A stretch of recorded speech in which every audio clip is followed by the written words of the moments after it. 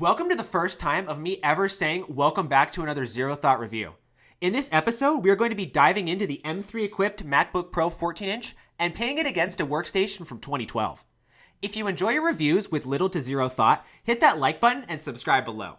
The systems we have today are a base model M3 with an 8-core CPU, 10-core GPU, 8 gigabytes of unified memory, and 512 gigabytes of storage. In this video, we're going to be looking over the hardware and software, as well as let it loose with my partner Wicked Motive to get her take on what it's like to use this laptop. Stick around too to find out if I have an alternate recommendation for this machine. First, let's start by looking at the color options available for the M3 MacBook Pro. This generation of standard M3 systems is limited to space gray and silver. This is in contrast to the laptops available with M3 Pro or M3 Max chips, which receive the ability to choose Apple's latest space black finish. Between the two options available on the standard M3, I prefer the space gray. That said, if you are seeking a softer, more chic aesthetic in your home or office, then the silver model would be my choice. While we're on the outside of the system, let's take a look at the I/O. On our left-hand side, we have a MagSafe 3 connector, 2 Thunderbolt/USB 4 ports, and a headphone jack. On our right-hand side, we have an HDMI 2.1 output, as well as an SDXC card reader. And here's where I need to go on a bit of a rant, and why I wanted to review this specific model of laptop. Unlike on systems that are equipped with M3 Pro or M3 Max chips, the M3 MacBook Pro 14-inch only has 2 high-speed I/O ports available compared to the 3 found on the higher-end models. In my M3 Pro review, I did not find connectivity to be an issue. However, with this machine, I have what I'll call port anxiety. In casual use, it's not a problem, as most users will just plug in the system into a docking station or only need a single port to plug in something briefly. However, when it is least convenient is when you will be cursing for that third USB port. It is aggravating because as far as I can tell, there is no reason for the omission of a third USB-C port. We can see with the M2 Mac Mini that there is functionality to not only have 2 Thunderbolt ports, but also 2 separate USB ports. Adding to that, the MacBook Pro chassis is already tooled for the inclusion of a third port. Apple's decisions with this quote-unquote Pro machine continue to perplex me as we take a look at this laptop's ability to utilize multiple displays. In the company's listing, they have the M3 as supporting one display with up to 6K resolution at 60 Hz. Apple is very ambiguous with their supported resolutions on this generation of system, but in my testing, I was able to achieve 4K at 144 Hz on my Dell G3223Q. In addition to outputting high refresh rates, Apple has also implemented support for variable refresh rate. The inclusion of both features and capabilities is pretty awesome to see coming from an older machine.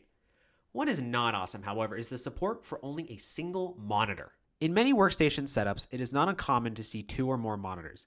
While I know my bias is towards having multiple monitors, I understand that most users will not have elaborate setups. Even without a decked workstation, I find the limitation of a single output to be plain unacceptable. Much of the office world, which is where this machine will see lots of use, configure workstations with 2 or more monitors because it increases efficiency. One defending statement I've seen for a single monitor output is just to get an ultra-wide, and you'll get the real estate of 2 monitors. And sure, that may work for your workflow, but that isn't just a one-size-fits-all solution. One such instance where this falls apart is with graphics design equipment. When Wicked Motive is engaging in graphics design, she can utilize a drawing tablet that acts as a screen that she then draws on. When this device is used with the M3 MacBook Pro, her workflow remains on a, yes, color accurate and crisp, but small display. In order to get the functionality to now use one of her main displays along with her design tool, she will need to step up to the M3 Pro model, which, don't worry, I'll get to later. Alright, now that I have that off my chest for now, let's actually look at what is under the hood, the M3 System on a Chip or SOC. I've been pretty harsh on this machine so far, because while there are design flaws, this laptop absolutely rips. One interesting tidbit of note since I received my model on launch day was the inclusion of macOS Ventura 13.6.2 versus the at the time latest version of macOS Sonoma 14.1 on the MacBook Pro M3 Pro model that I picked up at the same time. For my own enjoyment, I ran some benchmarks to compare the two operating systems, and the results were a slight uptick in performance on the processor in most cases, but a reduction in performance on the graphics unit. I, however, did not do extensive testing on this, so take these results with a grain of salt. Let's be honest though, benchmarks are pretty worthless without some sort of reference. I think it's time to go ahead and introduce Wicked Motive's current editing machine, a slightly modified 2012 Mac Pro, aka the cheese grater, not to be confused with the cheese shredder. This system was acquired new and has been a trusty workhorse with me since I've had it.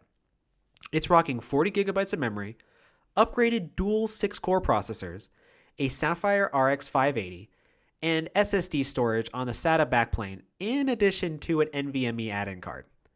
We've also kitted the machine with a Sonnet USB 3.0 card for transferring video. Currently, it's rocking macOS Mojave, though with some shenanigans we could upgrade that further. Let me know in the comments down below if you'd be interested in seeing that. Compared to the Mac Pro, the M3 MacBook Pro absolutely crushes the Silver Tower in single and multi-threaded tasks. This 2012 workstation class machine is way past its prime in CPU performance. It strikes back against the laptop in graphics tests. For everyday work though, this machine is leagues above the desktop, and it shows how far the industry and Apple have come in a relatively short amount of time. One area that hasn't come far, however, is the amount of included memory on the base model 14-inch MacBook Pro. At $1,600, the public is being sold a computer with 8 gigabytes of memory, which is quite frankly outlandish considering the aggregate price of memory in recent years. In the Intel days, Apple's standard models came with 8 gigabytes of memory, which was not great, but it was serviceable. Most consumer applications were relatively light on system resource usage, and there were still plenty of options available for users to upgrade down the line if they needed more capability. With the M1 launch, I thought keeping the same amount was fine, given the introduction of a brand new architecture. Jumping forward to the M2 generation though, it was starting to get noticeable that there was a problem. With applications being more demanding than ever, normal everyday users are starting to run into issues with this limited amount of system RAM. Now in the 3rd generation, we are still stuck with the standard 8 gigabytes of memory. Shit. With a brand new Final Cut project open, a YouTube video playing in the background, and Pages open, I was using around 6 gigabytes or more of memory. Yes, I'm not applying much pressure on the memory, but given that I'm not even taxing the machine, I foresee if developers are able to utilize Apple's new dynamic caching engine in the way I believe they can, that 8 gigabytes of non-upgradable total system memory will cause issues with supporting these systems as they age. Enough of my ramblings for a moment though. Let's check in with Wicked Motive and get her perspective on this system. Alrighty, the first thing that I had to test were the speakers, of course. 2 words, amazeballs. Probably the best speakers I've heard on a laptop. The typing is also nice, especially coming from someone who recently converted to a mechanical keyboard. The keyboard feel is pleasant. I also enjoy the subtle chiclet key sound and the smooth key feel.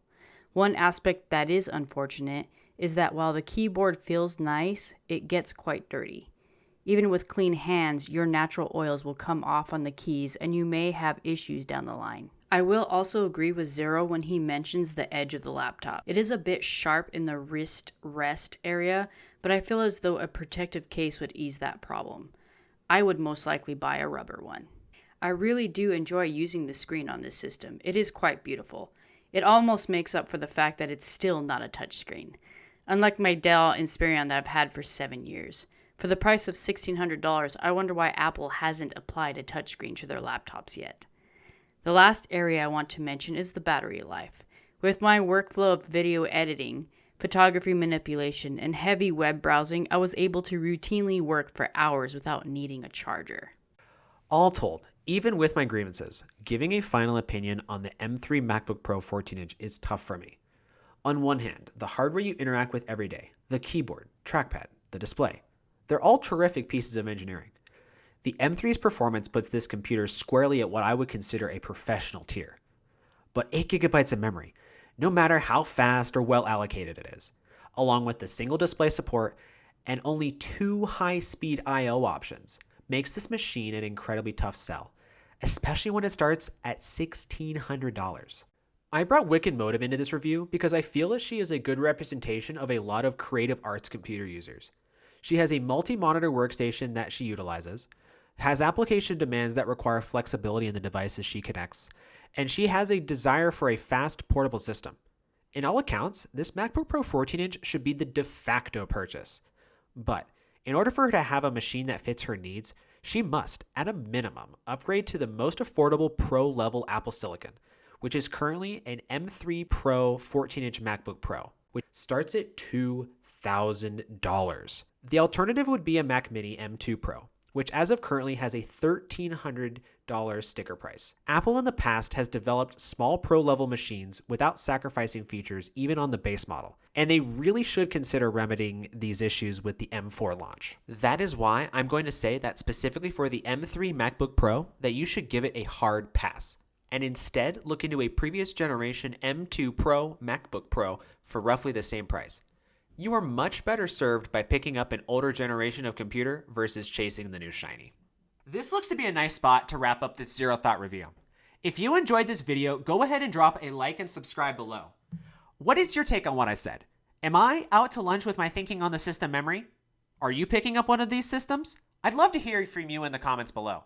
I think that's all the time we have today, folks, so thanks for stopping by. Zero